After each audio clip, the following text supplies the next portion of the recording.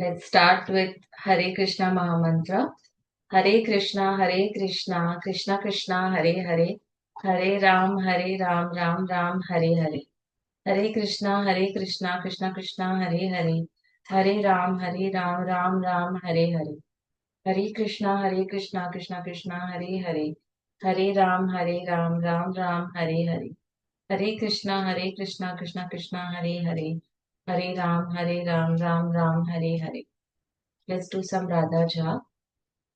Radha, Shri Radha, Radha, Shri Radha, Radha, Shri Radha, Radha, Shri Radha, Radha, Shri Radha. Okay. We are reading Bhagwat Geeta as it is by His Divine Grace A.C. Bhaktivedanta Swami Prabhupada, founder Acharya of International Society for Krishna Consciousness. We are in chapter 12, text 5. For those whose minds are attached to the unmanifested, impersonal feature of the Supreme, advancement is very troublesome. To make progress in that discipline is always difficult for those who are embodied. Let's read the purport. The group of transcendentalists who follow the path of the inconceivable, unmanifested, impersonal feature of the Supreme Lord are called Jnana Yogis, and persons who are in full Krishna consciousness, engaged in devotional service to the Lord, are called Bhakti Yogis. Now, here the difference between Jnana Yoga and Bhakti Yoga is definitely expressed. The process of Jnana Yoga, although ultimately bringing one to the same goal, is very troublesome. Whereas the path of Bhakti Yoga, the process of being in direct service to the Supreme Personality of Godhead, is easier and is natural for the embodied soul. Yeah. It's very natural, like you when you pray to the God, you can talk to God, you can even offer fruits, water, everything to the God. So it becomes very easy. The individual soul is embodied since time immemorial. It is very difficult for him to simply theoretically understand that he is not the body. Therefore, the Bhakti Yoga accepts the deity of Krishna as worshipable because there is some bodily conception fixed in the mind, which can thus be applied. Of course, worship of the Supreme Personality of Godhead in his form within the temple is not idol worship, like not the ideal, the idol worship. Okay. There is evidence in the Vedic literature that worship may be sagun or nirgun of the Supreme, possessing or not possessing attributes. Worship of the deity in the temple, which is sagun worship. For the Lord is represented by material qualities. Yes. But the form of the Lord, though represented by material qualities such as stone, wood, or oil paint, is not actually material. That is the absolute nature of the Supreme Lord. Yeah.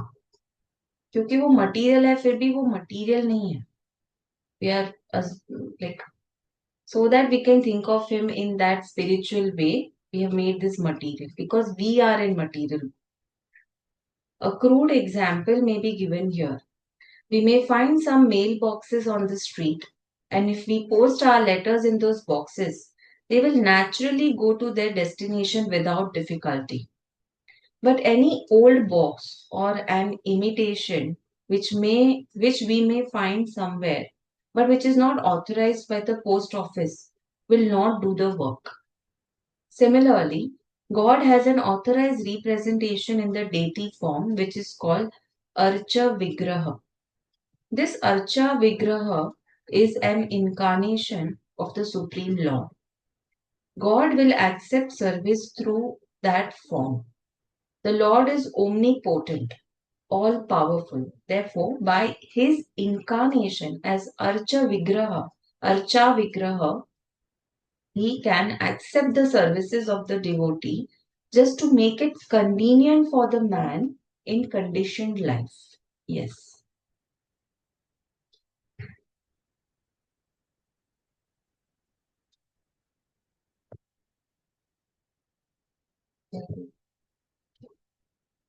So, for a devotee, there is no difficulty in approaching the Supreme immediately and directly. But for those who are following the impersonal way to spiritual realization, the path is difficult.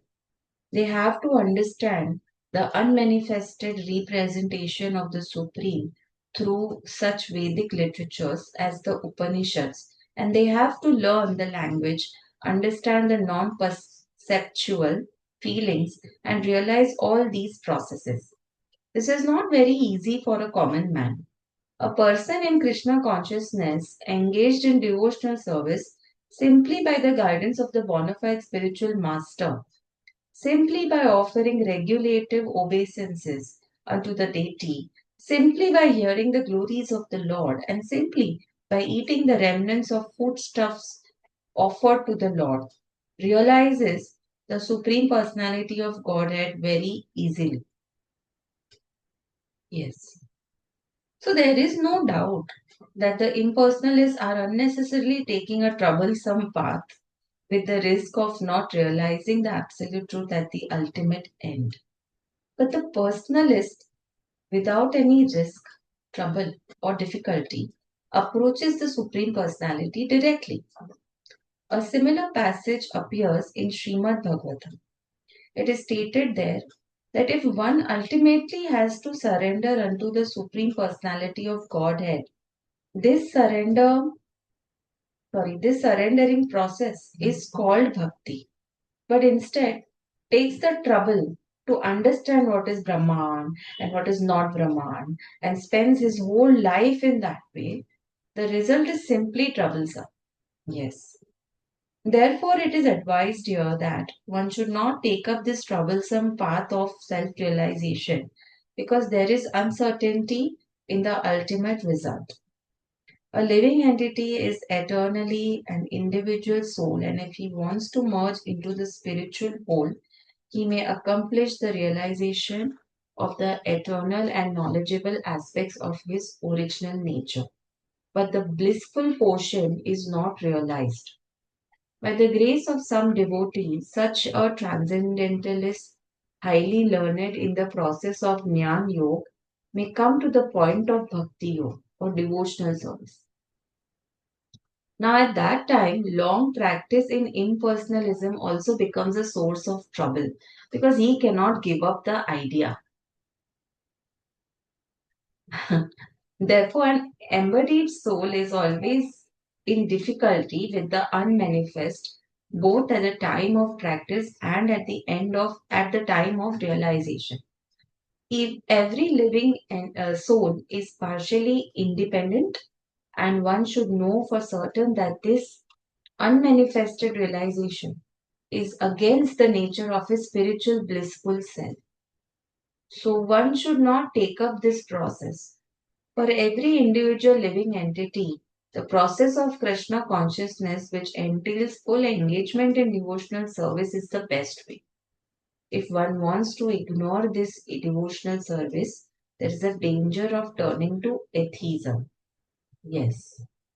Thus, the process of centering attention on the unmanifested, the inconceivable, which is beyond the approach of the senses, as already expressed in this verse, should never be encouraged at any time, especially in this age, is not advised by Lord Krishna. Yes. Hmm. Let's move to 6 and 7. Text 6 and 7. But those who worship me, giving up all their activities unto me and being devoted to me without deviation, engaged in devotional service and always meditating upon me, having fixed their minds upon me, O son of Pratha, for them I am the swift deliverer from the ocean of birth and death. Yes. Wow. Let's read the purport. It is explicitly stated here that the devotees are very fortunate to be delivered very soon from the material existence by the Lord. In pure devotional service, one comes to the realization that God is great and that the individual soul is subordinate to Him. His duty is to render service to the Lord, and if he does not, then he will render service to Maya. Oh my God, yes. As stated before, the Supreme Lord can be appreciated only by devotional service. Therefore, one should be fully devoted. One should fix his mind fully on Krishna in order to achieve him. One should work only for Krishna. It does not matter in what kind of work one engages, but that work should be done only for Krishna. That is the standard of devotional service. The devotee does not desire any achievement other than pleasing the Supreme Personality of Godhead. His life's mission is to please Krishna, and he can sacrifice everything for Krishna's satisfaction, just as Arjun did in the battle of Kurukshetra. The process is very simple. One can devote himself in his occupation and engage at the same time in chanting Hare Krishna, Krishna Krishna, Hare Hare, Hare Ram, Ram Ram, Hare Hare. Such transcendental chanting attracts the devotee to the personality of Godhead. The Supreme Lord herein promises that without delay he will deliver a pure devotee thus engaged from the ocean of material existence. Those who are advanced in yoga practice can willfully transfer the soul to whatever planet they like by the yoga process, and others take the opportunity in various ways. But as far as the devotee is concerned, it is clearly stated here that the Lord Himself takes him. The devotee does not need to wait become to become very experienced in order to transfer himself to the spiritual sky. In the Varaha Puran, this verse appears Nayami Paramam Sthanam Achir Adi Gatim Vina Garuda Skandam Aropya Yathecham Anivaritaha.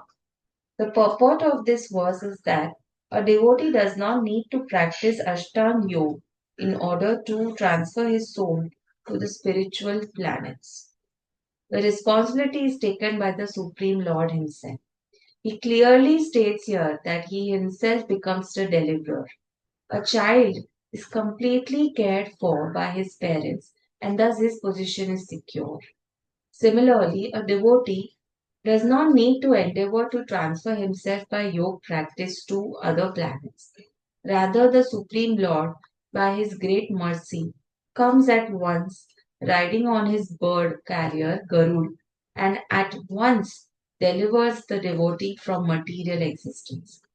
Although a man who has fallen in the ocean may struggle very hard and may be very expert in swimming, he cannot save himself. But if someone comes and picks him up from the water, then he is easily rescued. Similarly, the Lord picks up the devotee from this material existence. One simply has to practice the easy process of Krishna consciousness and fully engage himself in devotional service. Any intelligent man should always prefer the process of devotional service to all other paths. In the Narayaniya, this is confirmed as follows. Ya vai sadhana sampati purusartha katusthaye taya vina tad apnoti naro narayana srayah shrayah. The purport of this verse is that one should not engage in the different processes of fruitive activities or cultivate knowledge by the mental speculative process. Yes. One who is devoted to the Supreme Personality can attain all the benefits derived from other yogic processes speculation, rituals, sacrifices, charities, etc. That is the specific benediction of devotional service. Simply by chanting the holy name of Krishna, Hare Krishna, Krishna Krishna, Hare Hare, Hare Ram Ram, Hare Hare, a devotee of the Lord can approach the supreme destination easily and happily. But this destination cannot be approached by any other process of religion. The conclusion of Bhagavad Gita is stated in the 18th chapter. Sarva dharman parityajya mam ekam sharanam vraja aham tvam sarva papebhyo mokshaya mokshayishyami ma shuchaha. One should give up all other processes of self-realization and simply execute devotional service in Krishna consciousness. That will enable one to reach the highest perfection of life. There is no need for one to consider the sinful actions in his past life because Supreme Lord fully takes charge of him. Therefore, one should not futilely try to deliver himself in spiritual realization. Let everyone take shelter of the supreme omnipotent Godhead Krishna. That is the highest perfection of life. Now when I see foreigners chanting Hare Krishna, Hare Ram, you realize that okay, they are wanting that perfection of life, that they want to be delivered by Krishna, and that's why they have realized what is the truth, and now nothing else engages them or makes them. So whatever we do, like we are working today to earn money, okay, in the end what it's going to give us, we we must think what it is going to give after achieving, what is going to happen. Text 8. Just fix your mind upon me, the Supreme Personality of Godhead, and engage all your intelligence in me. Thus you will live in me always, without a doubt. Let's read the purport. One who is engaged in Lord Krishna's devotional service lives in a direct relationship with the Supreme Lord. So there is no doubt that his position is transcendental from the very beginning. A devotee does not live on the material plane, he lives in Krishna. The holy name of the Lord and the Lord are not different. Therefore, when a devotee chants Hare Krishna, Krishna, and his internal potency are dancing on the tongue of the devotee. When he offers Krishna food, Krishna directly accepts these eatables and the devotee becomes Krishna sized or something. Krishnaized by eating the remnants. Okay. One who does not engage in such service cannot understand how this is so, although this is a process recommended in the Bhagwat Gita and in other Vedic literatures. Yes, yes. Let's move to text 9. My dear Arjun, O winner of wealth, if you cannot fix your mind upon me without deviation, then follow the regulative principles of Bhakti Yoga. In this way, develop a desire to attain me. Let's read the purport. In this verse, two different processes of Bhakti Yoga are indicated. The first applies to one who has actually developed an attachment for Krishna, the Supreme Personality of Godhead, by transcendental love. And the other is for one who has not developed an attachment for the Supreme Person by transcendental love. Okay. So for this second class, there are different prescribed rules and regulations one can follow to be ultimately elevated to the stage of attachment to Krishna. Bhakti Yoga is the purification of the senses. At the present moment in material existence, the senses are always impure, being engaged in sense gratification. But by the practice of Bhakti Yoga, these senses can be purified, and in the purified state, they come directly in contact with Supreme Lord. In this material existence, I may be engaged in some service to some master, but I don't really lovingly serve my master. I simply serve to get some money. And the The master also is not in love. He takes service from me and pays me. So there is no question of love. But for spiritual life, one must be elevated to the pure stage of love. Okay. That stage of love can be achieved by practice of devotional service performed with the present senses. Okay. 1 second. It's low battery.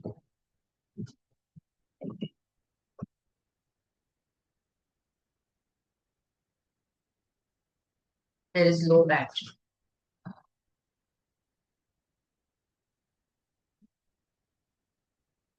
20%. Okay. I hope we sustain. Where were we? This is very interesting. Yes, this love of God is now in a dormant state in everyone's heart. And their love of God is manifested in different ways, but it is contaminated by material association. Now the heart has to be purified of the material association, and that dormant natural love for Krishna has to be revived. That is the whole process. To practice the regulative principles of Bhakti Yoga, one should, under the guidance of an expert spiritual master, follow certain principles. One should rise early in the morning, take bath, enter the temple, offer prayers, and chant Hare Krishna, then collect flowers to offer to the deity, cook foodstuffs to offer to the deity, take prasadam, and so on. There are various rules and regulations which one should follow. And one should constantly hear Bhagwat Geeta and Srimad Bhagavatam from pure devotees. This practice can help anyone rise to the level of love of God, and then he is sure of his progress into the spiritual kingdom of God. This practice of Bhakti Yoga under the rules and regulations with the direction of the spiritual master will surely bring one to the stage of love of God. Yes. Let's read this 10th text and then we will close. Text 10. If you cannot practice the regulation of Bhakti Yoga, then just try to work for me. Because by working for me, you will come to the perfect stage. He's so kind. Let's read the purport. One who is not able to even to practice the regulative principles of Bhakti Yoga under the guidance of the spiritual master can still be drawn to this perfection stage of by working for the Supreme Lord. How to do this work has already been explained in the 55th verse of the 11th chapter. One should be sympathetic to the propagation of Krishna consciousness. There are many devotees who are engaged in the propagation of Krishna consciousness and they require help. So, even if one cannot directly practice the regulative principles of Bhakti Yoga, we can try to help such work. Every endeavor requires land, capital, organization, and labor. Just as in business, one requires a place to stay, some capital to use, some labor, and some organization to expand, so the same is required in the service of Krishna. The only difference is that in materialism, one works for sense gratification. And the same work, however, can be performed for the satisfaction of Krishna, and that is spiritual activity. If one has sufficient money, he can help in building an office or temple for propagating Krishna consciousness, or he can help with publications. There are various fields of activities, and one should be interested in such activities. If one cannot sacrifice the results of his activities, the same person can still sacrifice some percentage to propagate Krishna consciousness.